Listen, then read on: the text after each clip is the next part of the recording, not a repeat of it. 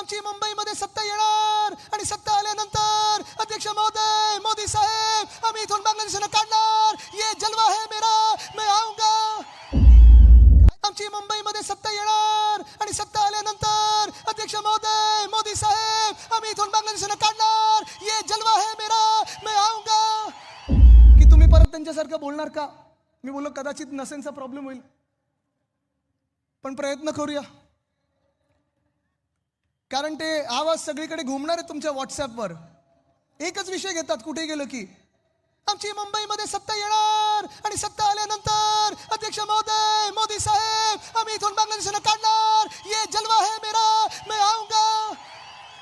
काय चाललंय हो? कशासाठी हे सगळं? मुख्यमंत्री महोदय, तुम्ही मुख्यमंत्री 7 वर्ष ह्या राज्याचे आहात, हे विसरू नका।